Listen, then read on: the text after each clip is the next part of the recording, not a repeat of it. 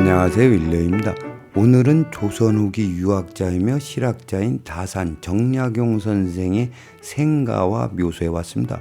다산 선생은 담원 홍대용 선생과 더불어 풍수지리의 동기가뭉에 대해 신랄하게 비판했던 분입니다. 풍수를 연구하는 사람으로서 충분히 공감이 가는 부분이 있어서 다산 선생의 생가와 묘소를 배경으로 동기가뭉에 대해 말씀드리겠습니다. 먼저 동기가뭉은 같은 기운은 서로 응한다는 뜻으로 음택풍수가 존립할 수 있는 논리적 바탕입니다. 조상의 기운과 후손의 기운이 동일하기 때문에 조상을 명당에 모시면 복을 받고 흉지에 모시면 화를 당한다는 풍수 논리입니다. 한마디로 조상과 후손은 동기가뭉이라는 기운의 연결고리가 있어서 조상의 몇 자리가 후손에게 영향을 미친다는 이야기입니다. 지금부터 음택풍수가 우리네 의식에 얼마나 많은 영향을 미쳤는지 말씀드리겠습니다. 예나 지금이나 누구네는 아버지를 명당에 모시고 큰 부자가 되었다는 둥, 누구네는 조상을 명당에 이장하고 나서 아들이 고시에 합격했다는 둥, 소문에 소문이 더해져 무용담처럼 인구에 회자합니다. 그러다 보니 인간의 모든 기륭화복은 조상의 묘자리에서 기인한다는 심리적 공식이 자연스럽게 성립되었습니다. 해서 집안에 누가 아파도 이혼을 해도 사업에 실패를 해도 묘지 탓으로 돌리는 경우가 다반사입니다. 오죽했으면 잘 되면 제 탓, 안 되면 조상 탓이란 말까지 있겠습니까? 더군다나 조상을 명당에 모시기만 하면 고생 끝 행복 시작이라는데, 아니 하루아침에 팔자를 고칠 수 있다는데 누군들 내 조상을 명당에 모시고 싶지 않겠습니까? 이러한 명당발복은 인간의 심리에 깊숙이 파고들어 음택풍수에 절대 가치를 부여한 나머지 종교처럼 맹신하는 지경에 이르렀습니다. 그러나 중요한 것은 풍수는 종교가 아닙니다. 제가 생각하는 풍수는 기과학입니다. 그런데도 세간에서 음택풍수를 미신이라고 하는 이유는 동기가뭉에 대한 잘못된 인식 때문입니다. 대표적인 예가 동기가뭉과 조상신을 혼동하는 경우입니다. 지금도 일부 풍수인들은 음택풍수에 조상귀신을 끌어들여 조상신과 살아있는 자식을 동기가뭉이라는 이름으로 연결하는 사람들이 있습니다. 그들의 논리는 조상신을 잘 모시거나 조상의 원통함을 후손이 풀어주면 조상이 복을 내려준다는 논리입니다. 이 부분에 대해 다산 정약용 선생은 다음과 같이 일가를 하였습니다. 살아계신 부모님이 자식의 두 손을 붙잡고 훈계해도 삐뚤어질 판인데 어찌 죽은 부모님이 살아있는 자식에게 복을 줄 수 있겠는가? 오르진 말씀입니다. 자식이 부모님 산소에 가서 큰 소리로 부르고 애원해도 땅속에 계신 부모님은 듣지 못한다는 사실입니다. 만약 땅속에 계신 부모님의 체백 또는 부모님의 영혼이 살아있는 자식의 목소리에 화답하고 또 자식이 원하는 것을 해결해 준다면 음택풍수는 지금까지 명맥을 유지할 수도 없었고 존재할 가치도 없습니다. 그저 어려운 일이 생기면 부모님을 초원하여 부탁하면 될 일을 머리 아프게 풍수 공부할 이유도 없거니와 힘들게 명당 찾아 조상을 모실 이유도 없습니다. 전통적 혼백사상은 사람이 죽으면 혼은 하늘로 올라가고 백은 땅으로 스민다고 했습니다. 혼은 무형의 정신, 백은 유형의 육체입니다.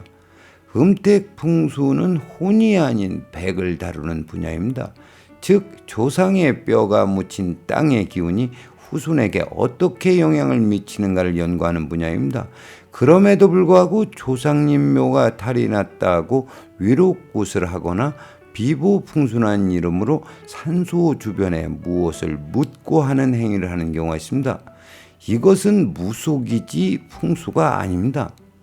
그리고 학문적 원칙이나 논리 없이 조상신을 들먹이며 기륭을 이야기하는 사람은 풍수무당일 뿐입니다. 분명한 것은 풍수인이 가야 할 길이 따로 있고 무속인이 가야 할 길이 따로 있습니다. 다음으로 채백의 상태로 기륭을 논하는 것이 문제입니다. 조상의 묘를 파묘했는데 광중에 물이 차 있으면 이것 때문에 자손의 손발이 차고 또 기혈순환이 안 된다고 말하는 사람이 있는가 하면, 나무 뿌리가 채백을 감고 있으면 나무 뿌리 때문에 신경질환과 불치병이 생긴다고 이야기하는 사람이 있습니다. 이 또한 동기가몽에 대한 잘못된 접근입니다. 만약 그들의 말이 맞다면 부모님을 화장하는 경우 자식 중에 누군가는 화병이 생기거나 화상을 입어야 합니다. 그리고 화장한 조상의 채백을 절구에 빻아 가루가 되면 콩가루 집안이 되나요?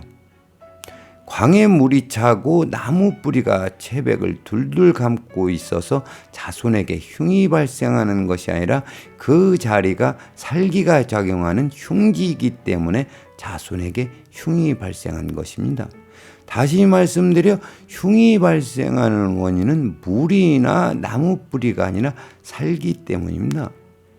이 부분에 대해 담은 홍대웅 선생은 아비가 죄수의 몸으로 옥에서 악형을 당하면 그 자식은 악질에 시달려야 하는데 아비의 고통과 상관없이 아들은 담장 밖에서 잘 뛰어놀고 있지 않는가? 라고 하면서 음택풍수의 동기가몽을 비판하였습니다. 그렇다면 조상과 후손이 동기가몽을 한다는 음택풍수는 거짓일까요? 그렇지 않습니다. 지금까지 동기가몽을 아비가 아프면 자식도 아파야 한다는 식의 물리적 영향으로 보았기 때문에 홍대용 선생의 비판에 대해 반박을 할 수가 없었습니다. 그럼 지금부터 제가 정립한 동기가몽에 대해 말씀드리겠습니다. 조상의 채백은 산천의 기운을 송신하는 안테나입니다. 당신이 모셔져 있는 곳에 작용하는 생기와 살기를 후손에게 송신하면 후손은 그것을 무의식으로 수신하고 기질에 영향을 미칩니다. 이때 송신과 수신이 이루어지는 것을 DNA라고 하는 유전자로 설명이 가능합니다. 여기서 중요한 것은 나라는 존재는 애당초 없었고 지금도 없습니다. 오로지 조상의 유전 정보에 의해 생명을 얻고 또 생명 활동을 할 뿐입니다. 다시 말씀드리면 부모님의 육체는 흙으로 변했지만 그분들의 유전적 정보는 나를 통해 살아계신 겁니다. 해서 동기가몽은 조상과 후손의 개념이라기보다는 땅속에 계신 조상과 내 몸속에서 살아있는 조상의 유전 정보와의 가몽으로 이해하셔야 합니다. 그렇기 때문에 양부와 양자의 관계, 형제와 형제의 관계에서는 동기가몽이 일어나지 않습니다. 오늘의 이야기를 정리하겠습니다. DNA가 물리적으로 분리됐다고 해도 어떤 매개체로 인해 시공을 초월하여 연결되고 서로 반응한다는 시험 결과를 본 적이 있습니다. 음택풍수의 동기가몽은 과학적 연구 결과를 통해 밝혀졌습니다. 그럼에도 음택풍수를 미신이라고 지탄받는 이유는 명당발복의 잘못된 이해 때문입니다.